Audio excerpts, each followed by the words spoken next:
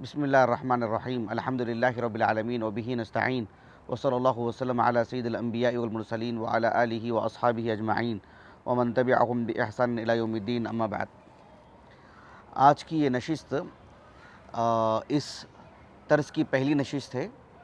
جو اللہ تعالیٰ کی توفیق اس کے فضل و کرم سے ہم نے جو قدم اٹھایا کہ کچھ اخوان ہمارے ساتھ جڑیں اور ہم جو ہے یعنی کتاب اللہ پر جو اصول و ضوابط کی روشنی میں تدبر کرنا ہے، اس اعتبار سے ہم اس پر وقت لگائیں اور صحابہ رضی اللہ عنہم اجمعین اور تابعین، طب تابعین، محدثین، فقہا جو ان کے نقش قدم پر چلے ہیں، جنہوں نے کتاب اللہ سے خوب تعلق رکھا اور آپ علیہ الصلوۃ والسلام کے احادیث، آپ کی سیرت، صحابہ کے اقوال، اس روشنی میں جو انہوں نے روحانی غذا حاصل کی، تو اللطائف العلمیہ نام سے جو ہم نے گروپ بنائے ہیں، کم و بیش مرد و خواتین مل کر کے 150 کے قریب افراد ہیں الحمدللہ۔ تو میں نے ایک سوال کیا تھا کہ اللہ سبحانہ و تعالیٰ نے قرآن مجید کی ایک آیت کریمہ، یا یوں سمجھ لیجئے کہ ایک قصے کو اللہ رب العالمین نے ایک سے زائد مرتبہ بیان فرمائے ہیں، اور اسلوب جدا جدا ہے۔ کبھی کبھار اس میں کوئی لفظ ہوتا ہے، لفظ کی جو تصریف ہوتی ہے وہ الگ الگ نوعیت کی ہوتی ہے، تو اس سلسلے میں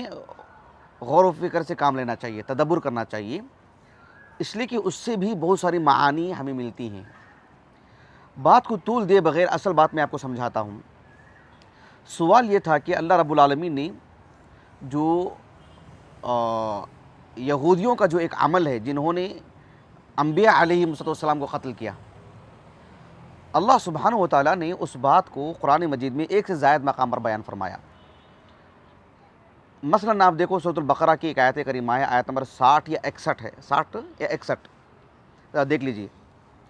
اللہ تعالیٰ نے فرمایا وَإِذْ قُلْتُمْ يَا مُوسَى لَن نَّصْبِرَ عَلَىٰ طَعَامٍ وَاحِدٍ فَادْعُ لَنَا رَبَّكَ يُخْرِجْ لَنَا مِمَّا تُنبِتُ الْأَرْضُ مِن بَقْلِهَا وَقِثَّائِهَا وَفُومِهَا وَعَدَسِهَا وَبَصَلِهَا قَالَ أَتَسْتَبْدِلُونَ الَّذِي هُوَ أَدْنَىٰ بِالَّذِي هُوَ خَيْرٌ اهْبِطُوا مِصْرًا فَإِنَّ لَكُم مَّا سَأَلْتُمْ وَضُرِبَتْ عَلَيْهِمُ الذِّلَّةُ وَالْمَسْكَنَةُ وَبَاءُوا بِغَضَبٍ مِّنَ اللَّهِ ذَلِكَ بِأَنَّهُمْ كَانُوا يَكْفُرُونَ بِآيَاتِ اللَّهِ۔ اب اس کے بعد غور کیجئے، ذَلِكَ بِأَنَّهُمْ كَانُوا يَكْفُرُونَ بِآيَاتِ اللَّهِ وَيَقْتُلُونَ النَّبِيِّينَ بِغَيْرِ الْحَقِّ ذَلِكَ بِمَا عَصَوْا وَكَانُوا يَعْتَدُونَ۔ آیت نمبر 61 سورۃ البقرہ کی۔ یہاں دیکھو اللہ تعالیٰ نے الحق کو معرفہ میں بیان فرمایا، معرفہ الف لام کے ساتھ،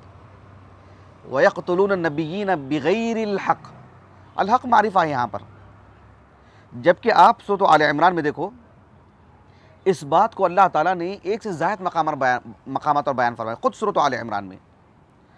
سورۃ آل عمران کے بالکل آغاز میں آیت نمبر 21 ہے، 21، اللہ تعالیٰ نے کہا ان الذین یکفرون بآیات اللہ ویقتلون النبیین بغیر حق ویقتلون الذین یأمرون بالقسط من الناس فبشرهم بعذاب علیم۔ اس آیت میں اللہ نے کیا فرمایا؟ ویقتلون النبیین بغیر حق، یعنی نکرہ، بغیر الحق نہیں، جیسے سورۃ البقرہ میں اللہ نے کہا بغیر حق۔ آپ دیکھو تقریباً سورۃ آل عمران ہی کی وہ آیت کریمہ ہی نہیں، کنتم خیر امت اخرجت للناس،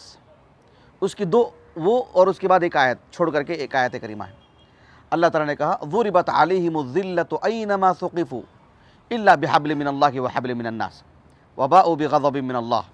وضربت علیہم الذلۃ والمسکنۃ، اس کے بعد کیا ہے؟ وضربت علیہم الذلۃ وضربت علیہم المسکنہ ذلک بأنہم کانوا یکفرون بآیات اللہ وَيَقْتُلُونَ الْأَنْبِيَاءَ بِغَيْرِ حَقٍّ ذَلِكَ بِمَا عَصَوْا وَكَانُوا يَعْتَدُونَ۔ دیکھ رہے ہیں آپ،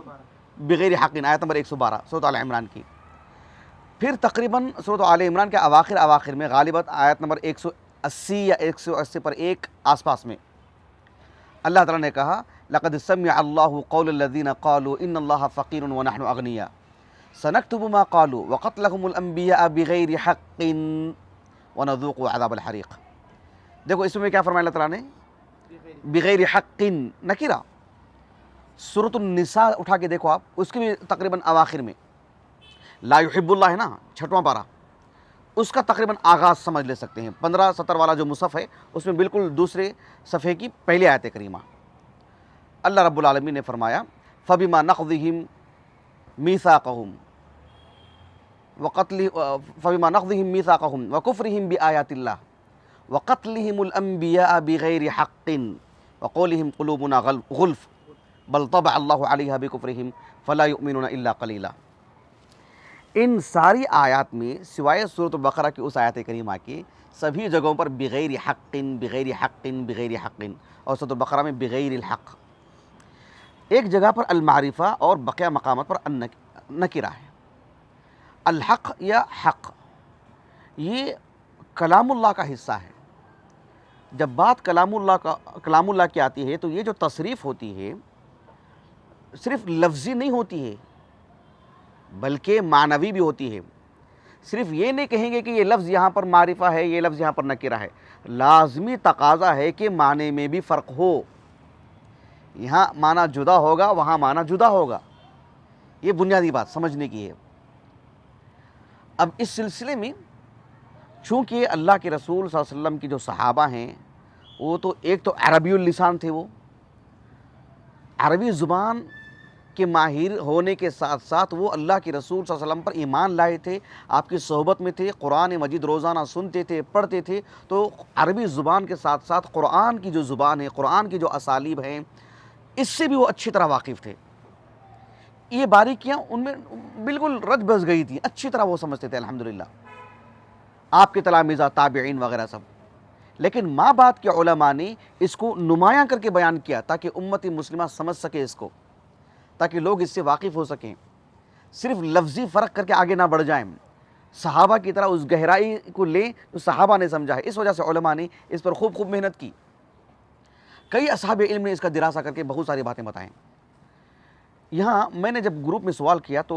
کافی اخوان نے الحمدللہ جو ہے محنت کی، اور محنت کر کے جو ہے مطلب ایک نتیجے تک پہنچے۔ دراصل اس میں بات کیا ہے کہ یہ جو کوئی بھی اس معرفہ ہوتا ہے نا، صرف اس کو معرفہ کہہ کر کے آگے نہ بڑھ جائیں۔ اس پر جو الف لام ہوتا ہے اس کے اپنے اندر گہرائی ہوتی ہے،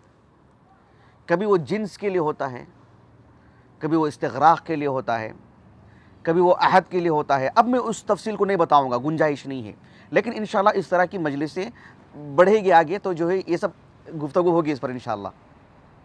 یہاں جو الف لام ہے وہ عہد کے لیے، جس کو کہتے ہیں نا المعہود الذہنی، یعنی پہلے سے ہی ہمارے دل و دماغ میں ایک بات ہوتی ہے، اب مزید اس کی تفصیل کی ضرورت نہیں پڑتی۔ جیسے اللہ تعالیٰ نے کہا وَإِذَا قِيلَ لَهُمْ آمِنُوا كَمَا آمَنَ النَّاسِ، الناس سے مراد دنیا کے سارے لوگ کیا نہیں نا، وہ الف لام جو اس پر ہے نا وہ بتا رہا ہے کہ وہاں الناس سے مراد کون ہے، صحابہ مراد ہے جب جن سے متعلق گفتگو کی جا رہی، وہی یا ایھا الناس اعبدوا ربکم، وہاں پر بھی تو الناس ہے، وہاں صرف صحابہ مراد ہیں کیا، پوری دنیا کے لوگ۔ یہ کہاں سے ہم نے سمجھا؟ اس الف لام سے، وہ استغراق کے لیے ہے، یہاں استغراق کے لیے نہیں۔ وَإِذَا قِيلَ لَهُمْ آمِنُوا كَمَا آمَنَ النَّاسُ، وہاں الناس سے مراد صحابہ۔ خیر، تو یہاں مقصود یہ ہے کہ وَيَقْتُلُونَ النَّبِيِّينَ بِغَيْرِ الْحَقِّ، اس میں بات یہ ہے کہ بغیر الحق کہہ کر کے الحق جو معرفہ ہے نا، گویا کہ وہ ایک ایسا حق ہے جو ان کے پاس معروف ہے۔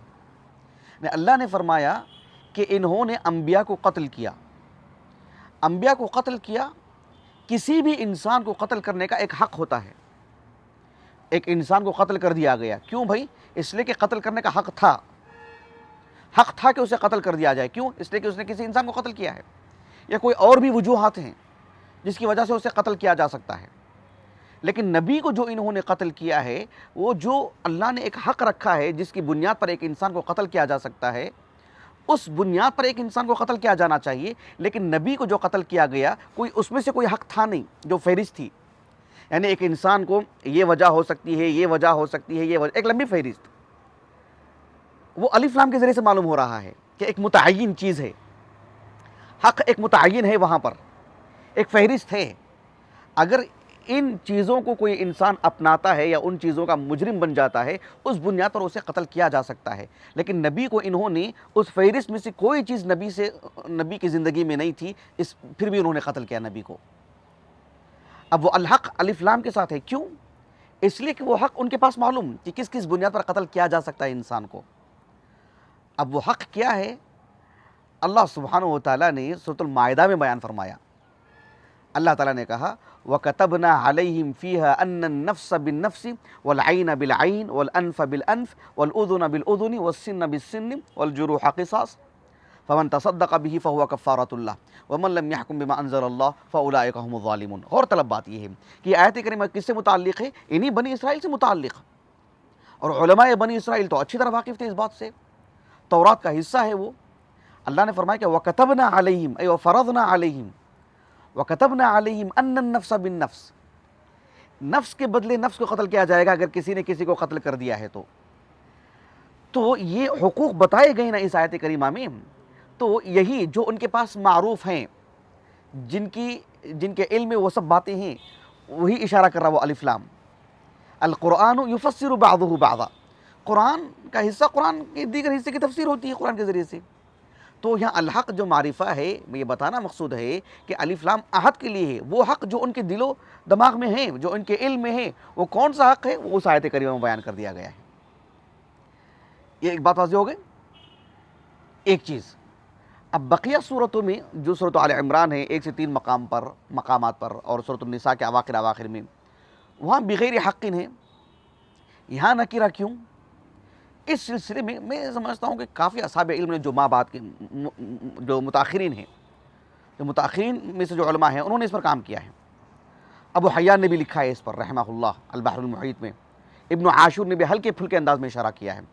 دیگر اصحاب علم نے بھی۔ انہوں نے یہ بتانے کی کوشش کی کہ سورۃ البقرہ میں بات ہو رہی ہے ان متعین یہودیوں کی جنہوں نے قتل کیا نبیوں کو، جنہوں نے نبیوں کو قتل کیا، یعنی جنہوں نے آگے بڑھ کر کے نبی کو قتل کیا۔ ہو سکتا ہے کسی کے ہاتھ میں چھرا ہو، اس نے قتل کیا ہو، یا 4 لوگ کھڑے ہو کر کے دیکھ رہے ہیں وہاں بھی ہاں مارو ان کو، یا کچھ لوگ گھر میں ہی بیٹھے رہے ہیں لیکن ان سب کے علم میں ہے کہ آج ان کو مارنے والے ہیں، اور انہوں نے نبی کی مدد نہیں کی، سب اس میں شامل ہیں۔ یعنی ابن عاشور کے الفاظ میں کہا کہ خاص باجیال الیہود الذین اجترموا هذه الجریمۃ العظیمہ، یعنی یہ آیت کریمہ جو سورۃ البقرہ کی ہے وہ ان یہودیوں سے متعلق ہے جنہوں نے مباشرتاً قتل کیا نبی کو۔ سمجھ رہے ہیں؟ وہ اس دور کی بات ہے جس دور میں انہوں نے نبی کو قتل کیا۔ تو اللہ رب العالمین نے الحق کو معرفہ بیان کیا کہ جب تم نے نبی کو قتل کیا تو جو الحق ہے، جس بنیاد پر ایک انسان کو قتل کیا جا سکتا ہے، ان میں سے کوئی بھی چیز ان میں تھی کیا نبی میں جس کی بنیاد پر تم قتل کر سکتے تھے؟ نہیں نا، کوئی چیز تھی نہیں وہاں پر۔ تو ان سے متعلق گفتگو ہو رہی، گویا کہ حکایتاً اخباراً ان سے متعلق گفتگو ہو رہی ہے، جبکہ سورۃ آل عمران میں یا سورۃ النساء میں اللہ سبحانہ و تعالیٰ نے رسول اللہ صلی اللہ علیہ وسلم کے عہد میں جو یہود تھے ان سے متعلق گفتگو فرما رہے ہیں، یہ بتانے کے لیے کہ یہود تو آج کے ہیں، نبی کے زمانے کے، لیکن اس دور میں ان کے آبا و اجداد نے جو نبی کو قتل کیا، یہ آپ ذہنی طور پر ان کے ساتھ ہیں نا، قلبی اعتبار سے ان کے ساتھ ہیں نا، یہ اندرونی طور پر یہی سمجھتے ہیں نا کہ ہمارے آبا و اجداد نے جو نبی کو قتل کیا تو وہ تو حق تھا، ہم ان کے ساتھ ہیں۔ تو قرآن نے ان کو بس یوں ہی ڈانٹ ڈپٹ کر رہا ہے، ان کی برائی بیان کر رہا ہے، ان پر توبیخ ہو رہی ہے، ان کے اس اتفاق سے اپنے آبا و اجداد کے، اس وجہ سے اس کو عام رکھا بغیر حق۔ یہاں اس قتل کو یاد دلانا مقصود نہیں ہے جو تمہارے پاس لکھا ہوا تھا تورات میں، وہ تو وہاں پر کر دیا گیا جس نے انہیں قتل کیا۔ جب قتل کیا تو تمہارے پاس وہ فہرست ہونی چاہیے تھی نا، کس بنیاد پر آپ نبی کو قتل کر رہے ہیں، اس میں سے تو کوئی چیز نہیں۔ تو اس وجہ سے معرفہ جو ان کے پاس مکتوب ہے، یہاں جو مکتوب ہے اس کی یاد دہانی مقصود نہیں ہے، بس یہ کہ جو ہے ایک نبی کا قتل ہوا ہے، جیسے بہت سارے جرم تمہاری زندگی میں ہیں، یہ بھی ایک تمہارے اندر جرم تھا، ایک عام بات، عمومی بات، جو نبی کے دور کے یہودی ہیں ان سے متعلق گفتگو ہو رہی ہے، جو آج سے متعلق بھی۔ اس میں ایک جوڑنے والی بات یہ بھی ہے کہ جو سورۃ آل عمران ہے، سورۃ النساء ہے، اس میں نکرہ ہے نا، وہ اس وجہ سے بھی کہ وہ اللہ کے رسول کے دور کے یہود ہیں، یہ بتانے کے لیے بغیر حق نکرہ رکھا گیا کہ یہ ایک انسان کو ایک انسان کے بدلے جب قتل کیا جاتا ہے تو ایک حق ہوتا ہے بغیر حق، یعنی اس کو نکرہ اس لیے بیان کیا گیا کہ تورات میں ہو یا امت محمدیہ کو جو شریعت دی گئی ہے، شریعت محمدیہ، ہر دو میں بھی کسی بھی نبی کو قتل کرنا حرام ہے۔ یا یہ بھی بتایا گیا کہ ایک انسان کو ایک انسان کے بدلے قتل کیا جا سکتا ہے، تو کس بنیاد پر قتل کیا جائے گا، اس لیے عام رکھا گیا، صرف تورات مراد نہیں وہاں پر۔ جو حق کہہ کر کے جو سورۃ البقرہ میں معرفہ ہے، وہاں تورات کی طرف اشارہ ہے، جو سورۃ المائدہ کے آیت سے اس کی تفسیر ہوتی ہے۔ جبکہ سورۃ آل عمران میں عہد نبوی میں جو یہود تھے ان کو رکھ کر کے بات بتائی جا رہی ہے، لیکن عام مسلمانوں کو بھی تنبیہ کی جا رہی ہے کہ چاہے وہ تورات کی بات ہو چاہے وہ قرآن کی بات ہو، اس لیے اس کو نکرہ رکھا گیا عام، کہ ہر دو میں بھی یہ حرام ہے کر کے۔ ایک نکتے کی بات کیا ہے کہ امام بخاری رحمہ اللہ نے اپنی الجامع الصحیح میں ایک کتاب ہے، کتاب الدیات، بالکل اواخر میں کتاب الدیات میں امام بخاری نے ایک باب قائم کیا ہے۔ وہ باب کیا ہے؟ یہی آیت کریمہ سورۃ المائدہ کی، وَكَتَبْنَا عَلَيْهِمْ فِيهَا أَنَّ النَّفْسَ بِالنَّفْسِ، یہاں سے امام بخاری نے باب قائم کیا ہے، أَنَّ النَّفْسَ بِالنَّفْسِ وَالْعَيْنَ بِالْعَيْنِ وَالْأَنْفَ بِالْأَنْفِ وَالْأُذُنَ بِالْأُذُنِ وَالسِّنَّ بِالسِّنِّ وَالْجُرُوحَ قِصَاصٌ فَمَنْ تَصَدَّقَ بِهِ فَهُوَ كَفَّارَةٌ لَهُ وَمَنْ لَمْ يَحْكُمْ بِمَا أَنزَلَ اللَّهُ فَأُولَٰئِكَ هُمُ الظَّالِمُونَ۔ اکثر نسخوں میں پوری آیت کریمہ ہے، جیسے کہ ابن حجر نے کہا رحمہ اللہ۔ دلچسپ بات بتانے جا رہا ہوں میں آپ کو، یہ آیت کریمہ کس سے متعلق ہے؟ یہود سے متعلق، جو کہ سورۃ البقرہ میں جو الحق معرفہ ہے نا، گویا کہ اس کی تفسیر اس سے ہو رہی ہے، لیکن سورۃ آل عمران میں نکرہ لا کر کے کیا بتانا مقصود ہے کہ چاہے وہ تورات کی بات ہو چاہے وہ قرآن کی بات ہو، ہر دو میں یہ جو ہے حرام ہے۔ اب امام بخاری کی فقہ دیکھو کہ امام بخاری رحمہ اللہ نے باب قائم کیا ہے کون سا؟ اس آیت کو لا کر کے جو تورات سے متعلق ہے، اس آیت کریمہ کو باب میں قائم کی ہیں، اور حدیث لائے ہیں جو اللہ کے رسول نے سنائے ہیں صلی اللہ علیہ وسلم۔ عبداللہ بن مسعود سے روایت لائے ہیں، عبداللہ بن مسعود کہتے ہیں رضی اللہ عنہ کہ آپ صلی اللہ علیہ وسلم نے فرمایا، لا یحل دم امرئ مسلم یشہد اللہ الہ الا اللہ وانی رسول اللہ الا باحدی ثلاث، کسی بھی مسلمان کا جو ہے خون حلال نہیں ہے، اسے قتل نہیں کیا جا سکتا جو اللہ تعالیٰ کی توحید کی گواہی دیتا ہے اور میری رسالت کی گواہی دیتا ہے۔ ہاں، تین صورتیں ہو سکتی ہیں جس کی بنیاد پر اسے قتل کیا جا سکتا ہے، اللہ کی توحید کی گواہی اور جو ہے میری رسالت کی گواہی دینے کے باوجود بھی اگر وہ تین جرم اس کے اندر ہو تو۔ ایک کیا ہے؟ اللہ کے رسول نے کہا صلی اللہ علیہ وسلم، ایک یہ ہے کہ یعنی قتل النفس بالنفس، النفس بالنفس، نفس کے بدلے نفس، النفس بالنفس، ایک تو یہ ہے، ایک آدمی نے کسی کو قتل کر دیا، اس کے بدلے میں اسے قتل کیا جائے گا، پھر اس میں تفصیل ہے۔ اور دوسری بات اللہ کے رسول نے کہا الثیب الزانی، ایک وہ شخص جو زنا کیا ہے لیکن عمر رسیدہ ہے، اس میں بھی تفصیل ہے، حکمتیں وغیرہ ہیں، وہ ہمارا موضوع نہیں ہے، یہ ایک بات ہے اللہ کے رسول نے کہا صلی اللہ علیہ وسلم۔ ایک تیسری بات اللہ کے رسول نے کہی صلی اللہ علیہ وسلم، وہ یہ ہے کہ المفارق لدینہ التارک للجماعہ، مرتد سے متعلق بات ہے وہ۔ اب وہ آیت کریمہ ہے جو تورات سے متعلق ہے، جو الحق معرفہ کی طرف تفسیر ہو رہی ہے اس کی، اور جو سورۃ آل عمران میں ہے اس میں نکرہ ہے، وہ گویا کہ یہ بتانے کے لیے کہ چاہے وہ تورات میں ہو چاہے وہ امت محمدیہ کو جو شریعت دی گئی ہے اس میں ہم، اس لیے نکرہ بیان کیا گیا ہے۔ اب امام بخاری کی فقہ دیکھو، باب میں آیت وہ قائم کی ہے جو تورات میں ہے، تورات سے متعلق جو نازل ہوئی تھی، اور نیچے حدیث لائے ہیں جو اللہ کے رسول نے حکم سنائے ہیں، یہ بتانے کے لیے کہ جو تورات میں جو حکم ہے اسلام نے اسے باقی رکھا۔ بات واضح ہو گئی؟ اس لیے ابن حجر نے لکھا رحمہ اللہ کہ لعلہ اراد ان یبین انہا وان وردت فی اہل الکتاب لیکن الحکم الذي دلت علیہ مستمر فی شریعت الاسلام۔ یہ ابن حجر کے الفاظ رحمہ اللہ، کہا کہ امام بخاری رحمہ اللہ نے جو آیت لائے ہیں وہ حدیث لائے ہیں، دونوں میں موافقت ہے بتانے کے لیے، بھلے ہی وہ آیت کریمہ کس سے متعلق ہے؟ اہل کتاب سے متعلق، لیکن الذی دلت علیہ مستمر فی شریعت الاسلام، لیکن یہ بتانے کے لیے وہ حدیث لے کر کے آئے ہیں کہ شریعت اسلامیہ میں بھی اب وہی چیز باقی ہے، تورات میں ہے، اس کو ختم نہیں کیا گیا۔ دونوں میں توافق دیکھو۔ اب اس کو رکھ کر کے سوچو کہ المعرفہ جو البقرہ میں ہے وہ اس آیت کریمہ کی تفسیر میں، آل عمران میں جو نکیرہ ہے یہ بتانے کے لیے کہ چاہے وہ عمومی حکم صرف تورات سے متعلق خاص نہیں ہے جو ان کے پاس مخصوص انداز میں ہے، بلکہ وہ بھی جو امتی محمدیہ کو جو شرعی اعتبار سے جو حکم بتایا گیا ہے، اس لیے اس کو عام رکھا گیا، اور امام بخاری نے دونوں کو جوڑ کر کے آیت کریمہ اور حدیث کو لا کر کے بتا دیے، اور ابن حجر نے دیکھو کتنے صاف لفظوں میں لکھے ہیں، سبحان اللہ۔ یہ ایک چیز تھی۔ بہرحال اس آیت کریمہ میں غور و فکر کے اور بھی پہلو ہیں، بعض اہل علم نے اس پر بھی گفتگو کی کہ وَيَقْتُلُونَ النَّبِيِّينَ ہے، وَيَقْتُلُونَ الْأَنْبِيَاء ہے، اس میں کیا فرق ہے، اور جو ہے وَيَقْتُلُونَ النَّبِيِّينَ ہے، وَيَقْتُلُونَ الرُّسُلَ نہیں کہا گیا، یہ رسول کے بجائے نبیین کیوں کہا گیا؟ بہرحال یہ سب دقیق باتیں ہیں، قابل غور باتیں ہیں۔ انشاءاللہ اللہ تعالیٰ ہمیں سعادت نصیب فرمائے، اللہ کی کتاب میں غور و فکر کرنے اور اللہ کا تقرب حاصل کرنے کے اللہ ہمیں سعادت نصیب فرمائے۔ اللہ تعالیٰ ہماری اس نشست کو ہمارے اساتذہ، ہمارے والدین، ہمارے کل معاونین، مشاہدین، ہماری اہلیہ کے لیے خاص طور پر، ہمارے فرزندان کے لیے، خود اور خحافہ کے لیے، اور ہمارے معاون خاص عمرو بن الیاس مکی اور شیخ اختر ابن رضوان محمدی، اللہ تعالیٰ ان کو علم نافع سے نوازے، اللہ سبحانہ و تعالیٰ ان کو خیر و برکتوں سے مالا مال فرمائے، ہمارے لیے اللہ تعالیٰ سعادت نصیب فرمائے۔ سبحانک اللہم و بحمدک، اشہد ان لا الہ الا انت، استغفرک و اتوب الیک۔